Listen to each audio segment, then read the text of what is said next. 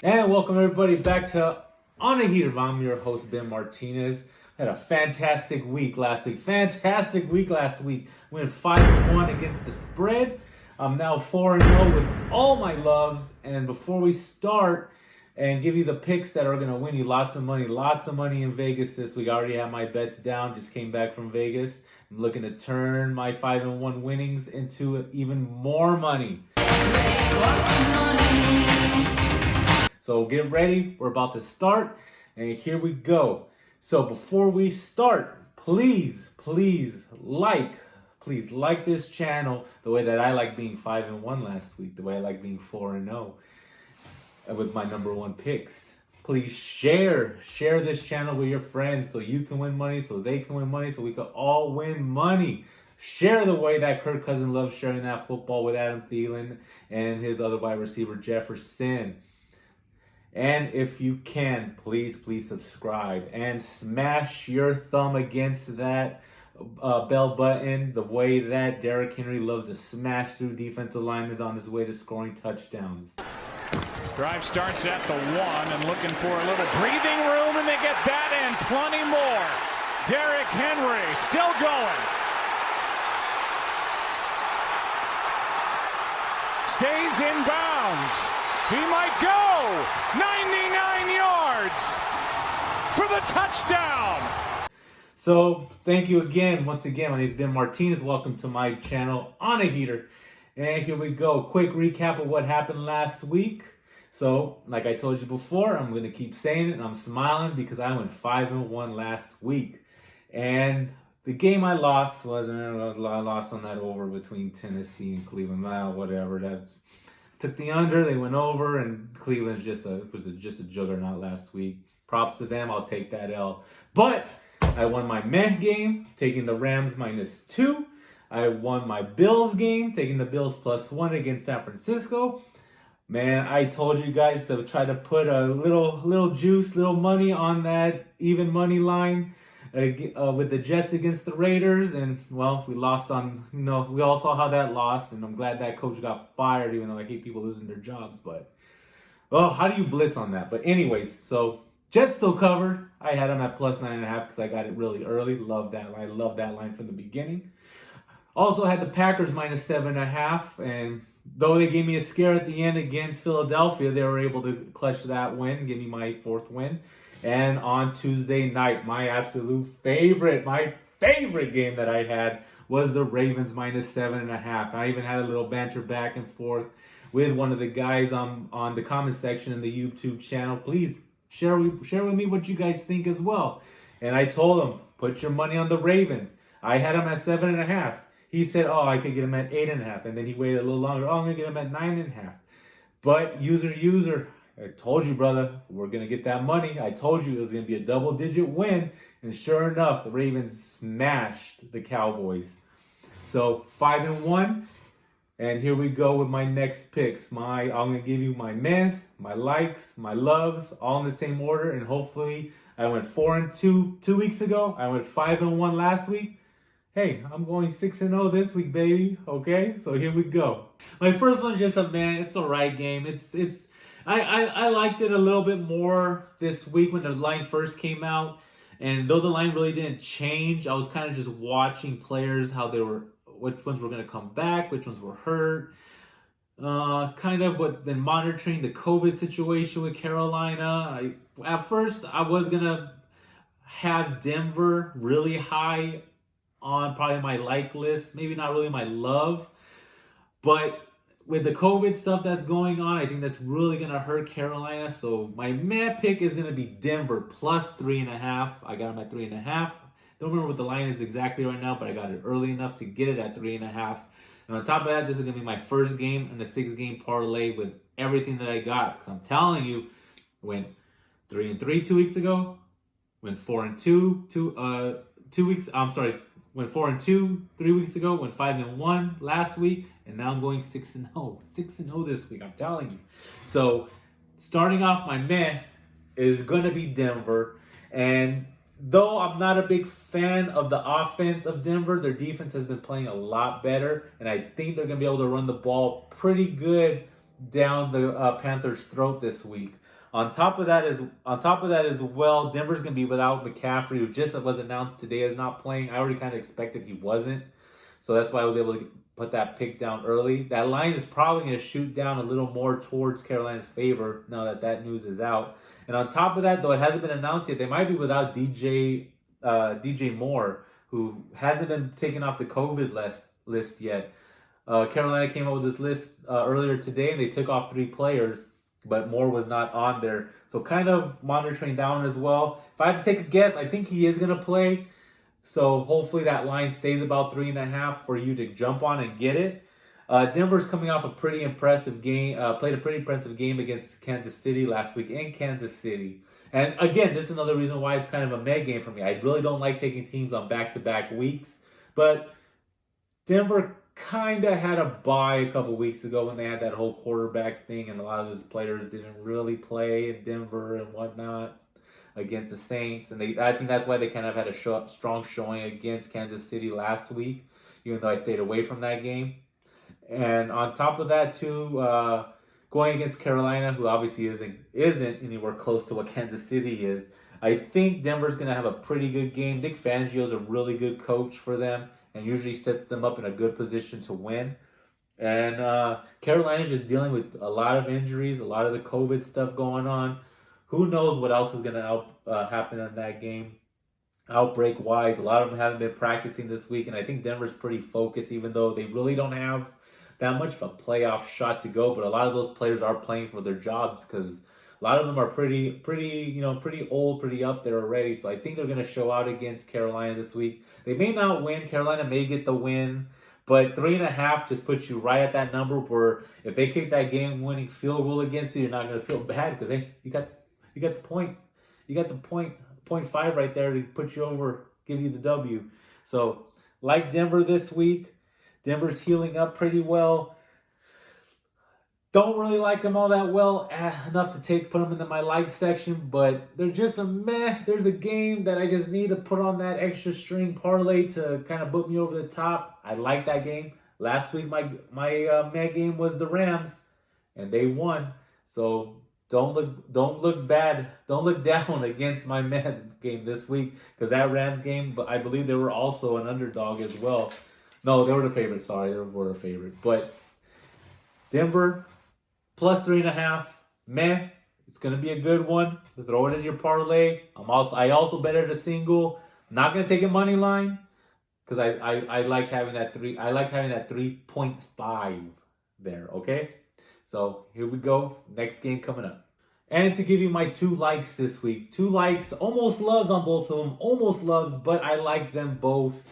If you're going for a big parlay or you're just trying to find some extra bets, maybe we're gonna be thinking the same about these 2 games. Like them both. I was 1-1 last week with my likes, and I'm pretty much almost on the same level this week. I'm taking another over/under, and I'm going with another spread game here.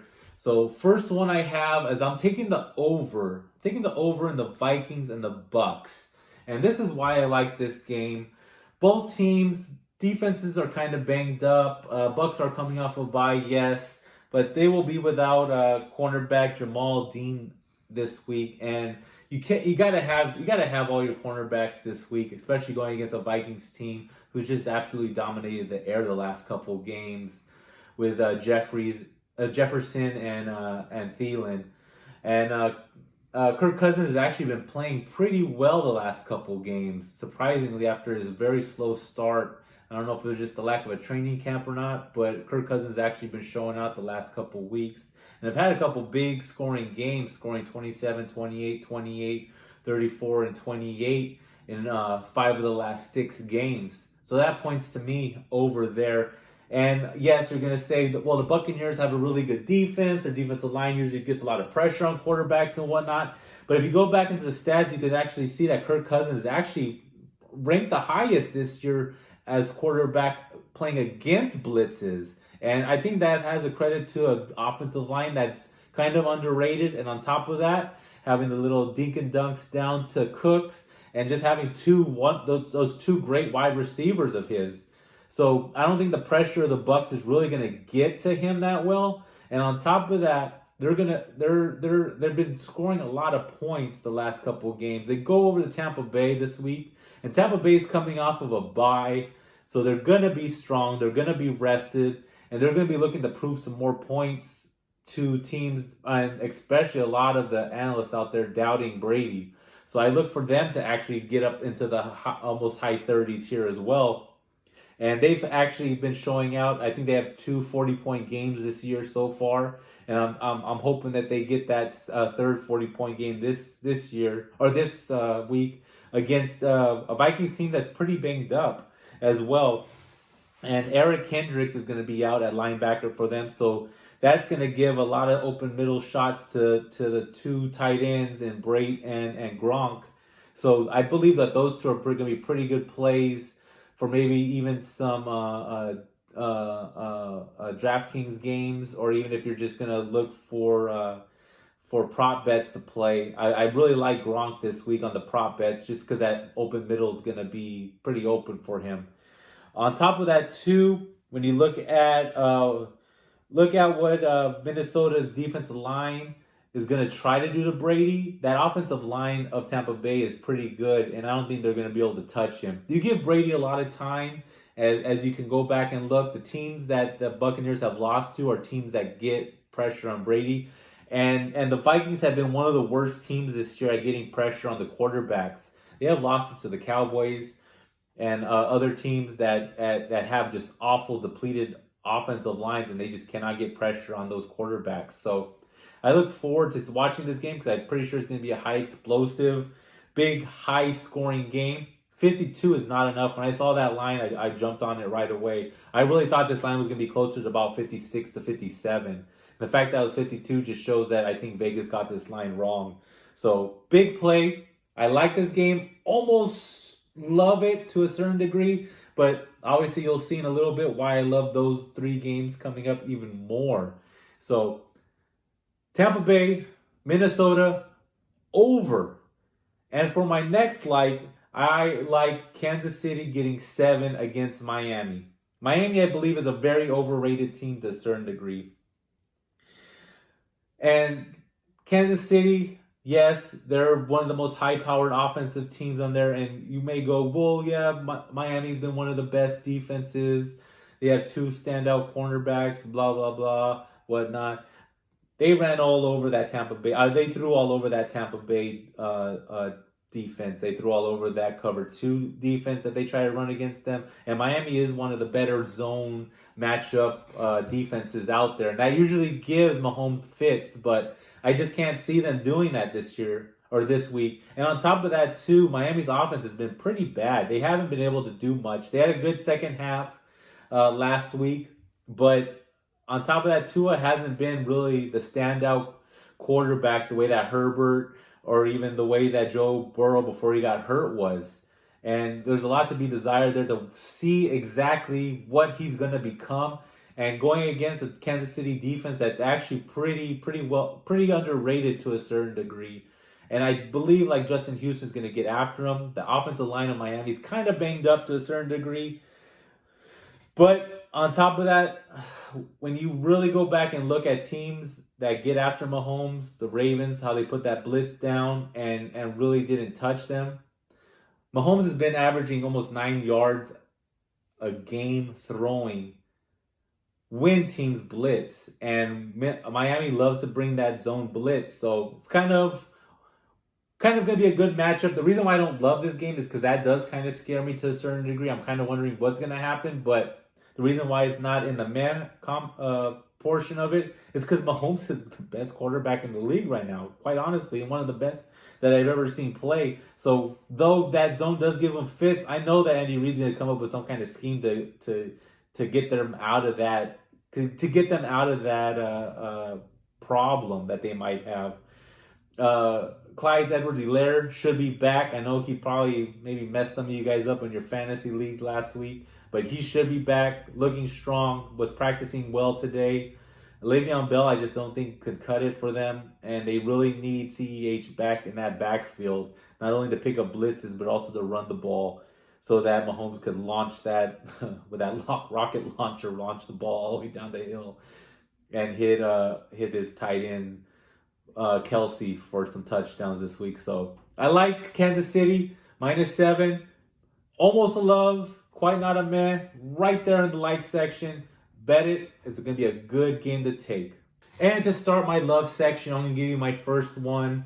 It's works the way down 3, 2, 1. So technically my third love for this week. I'm parlaying all 3 of these games. Already put my money down in Vegas, and I'm looking to win big again this week. So I'm telling you, I'm going 6-0 this week. So if you can, I think these are the best 3 games. If you like to play a little parlays here or there, I'm about to give you the 3 best games to parlay this week. And start with the first one. I'm taking the Seahawks -14. Oh, Ben, but the Giants went in there and they beat Seattle around, and oh my God, relax.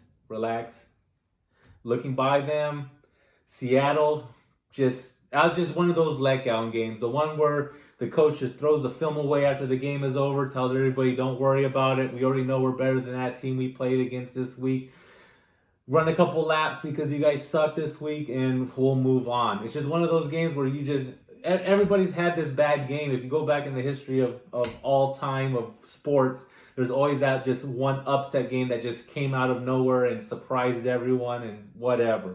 But Seattle is a very good team. -14 against an awful Jets team. And here you go again. But Ben, the Jets, they almost beat. You even said the Jets were going to beat the Raiders money, take the money on the whatever. The Jets are an awful football team. On top of that, now they're going East Coast to West Coast to play against Seattle.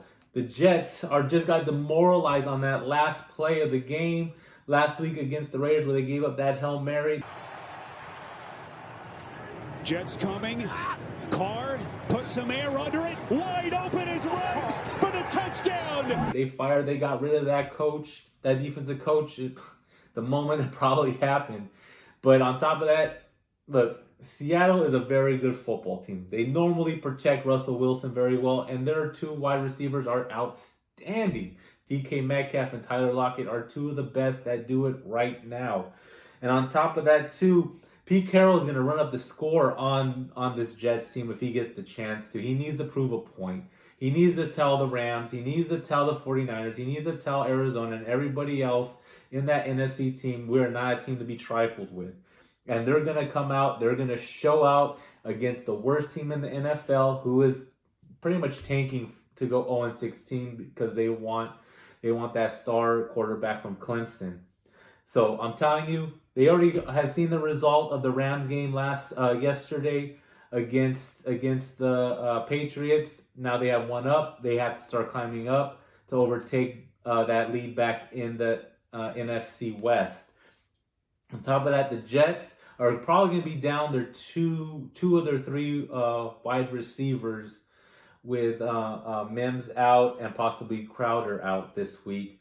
Darnold does Darnold things, and Seattle's actually been a pretty good defensive team the last couple of weeks. Obviously, minus the Giants game, yes, and that defensive line has been getting after the quarterbacks very well. The Jets are not going to be able to run the ball on them. They're not going to be there without those other 2 wide receivers. They're not going to be able to throw the ball against them. So I'm looking for a big bounce back win, a statement win, a win that shows, yeah, we had a letdown last week, but we're about to thump the Jets this week because we're not going to be a team that be trifled with. We're a team that's going to be in the playoffs, and we're going to be a team that's going to make a run to the Super Bowl this year. So Seattle, big bounce back win. Probably going to win by 20 or more. Quite honestly, I think that's going to be somewhere around like a 42 to a 14 game, 42-10 game. Wouldn't surprise me if the Jets don't score a single point again, like earlier in the year. So start your parlay off. Seattle -14. I've seen some places at -13, but unfortunately I was able to get it at -14 this couple days yesterday. So Seattle -14. Love it. And for my second love this week, almost was number 1 until, well, you'll see who I love number 1 first overall. But the New York Giants plus 2.5. I love getting 2.5 points with a home team. I love getting 2.5 points with a team that just came off of a beating. They beat Seattle down in Seattle.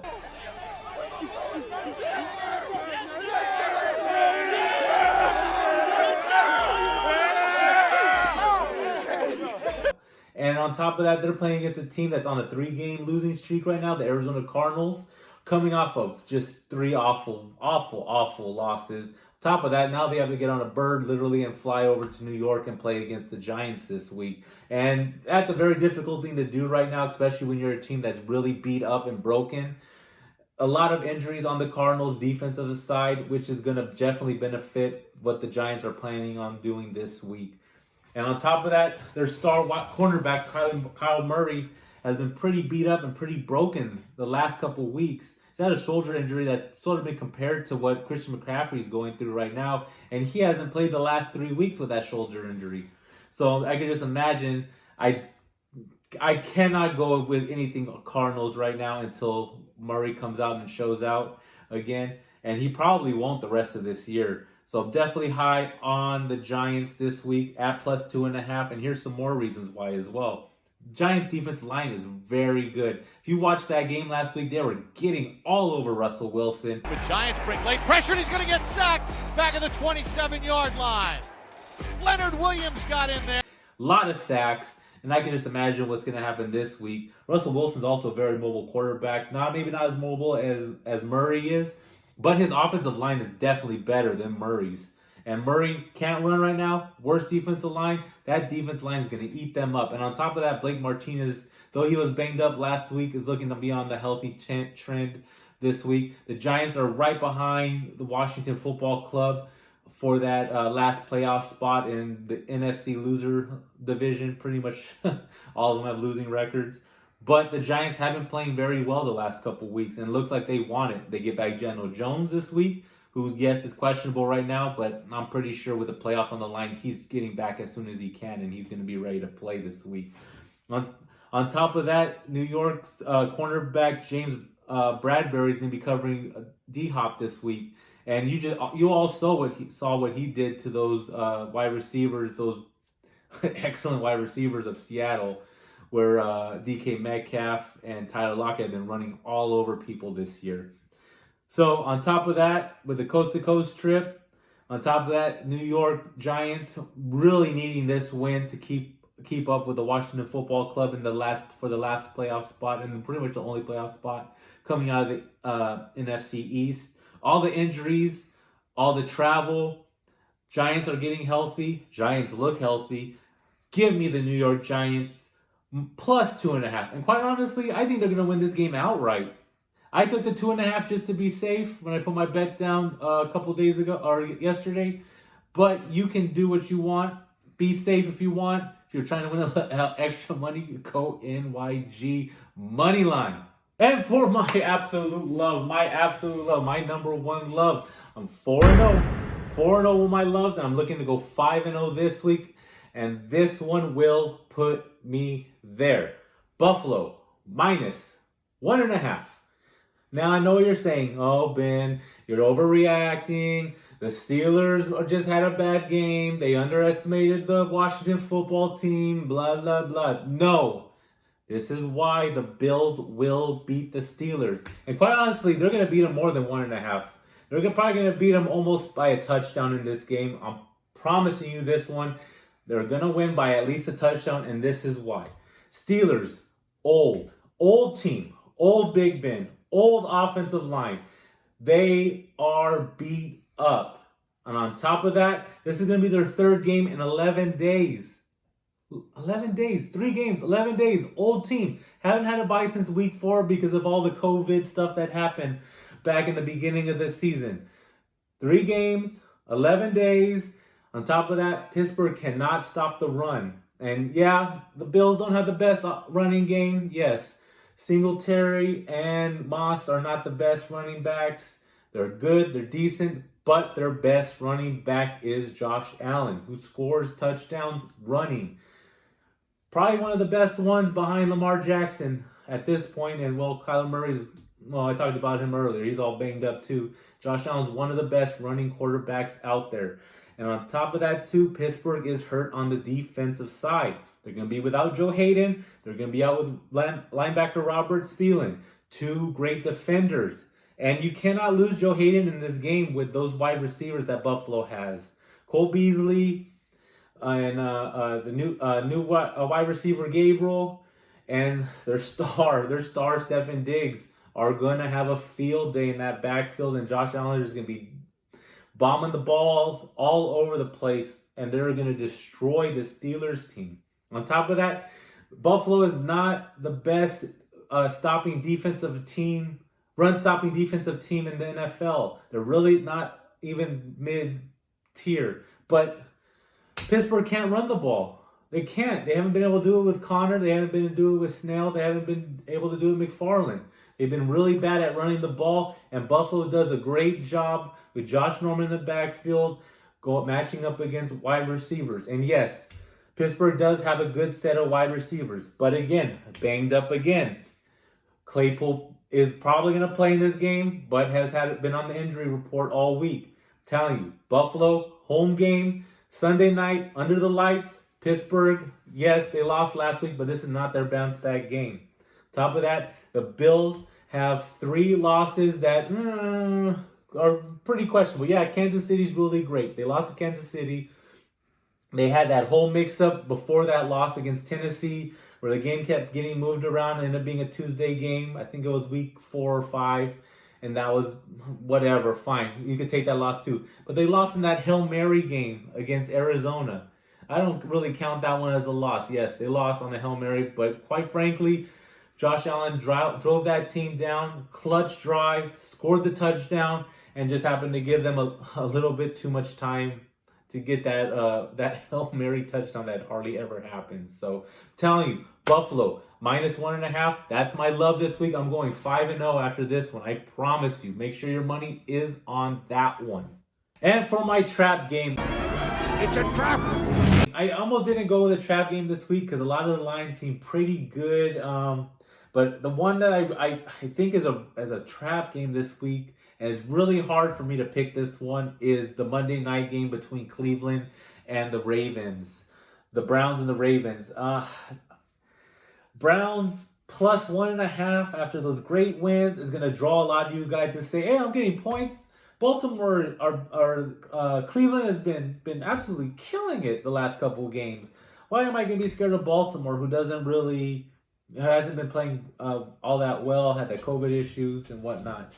But it's one of those things where the Browns, how can I say, the Browns are they're a good team, but it's just one of those games that's just gonna be one of those black and blue beat 'em up type games. And the Ravens, though they haven't been healthy, they get Calais Campbell back, who quite honestly didn't look very good against the Cowboys. I don't know if they rushed him back or it's just his age is starting to get up to him.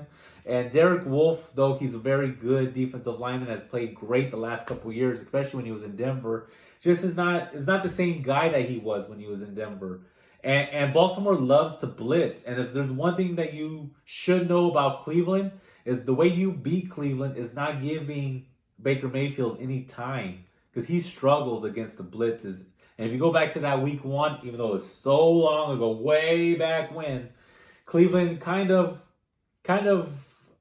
they had a lot of problems. They had a lot of problems, and that's why Baltimore blew them out that first game, and everybody was just totally sold all their stock in Cleveland after that game.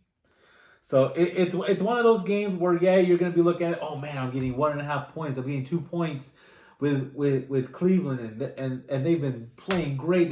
They blew out Tennessee last week and what? Relax. This is not going to be one of those high-scoring games again. It's going to be very close, and Baltimore, if they get that pressure down on them and they're healed up just right, they're going to get after Mayfield, and they are going to show why they are the favorites this week. So I'm kind of staying away because I don't exactly really have a feeling on how Cleveland is going to handle that pressure, or even let alone will Baltimore be able to get those blitz practices down. And Baltimore is the highest blitzing team so far this year. I want to say it was about 43 or 44% of the time they blitz on defense. So staying away from that game. Bet it if you like. Let me know which side you like. Which side do you like? Do you like Cleveland? Do you like Baltimore? There's something I'm missing there. Maybe you know why, and let me know, because I'm really interested in seeing how this game turns out. It's going to be definitely a Monday night game that I'm going to be watching, because I want to see what happens. I want to know if Cleveland is for real. I want to know if Baltimore can dig themselves or pull themselves out of that hole and get back into the playoff race. So let me know. Drop me a line. Let me know on the comments below. Okay? So that's it for this week. I love being 5-1. I had this great feeling all week long. All week long. I got my money, put my bets down for this week. Gonna take the wife out for a little dinner. And, well, I guess we really can't go out anywhere because of COVID. But whatever. I have a little extra money in my pocket. I got my bets in for free this week, so everything I'm gonna win, because I'm going 6-0, baby, is straight profit.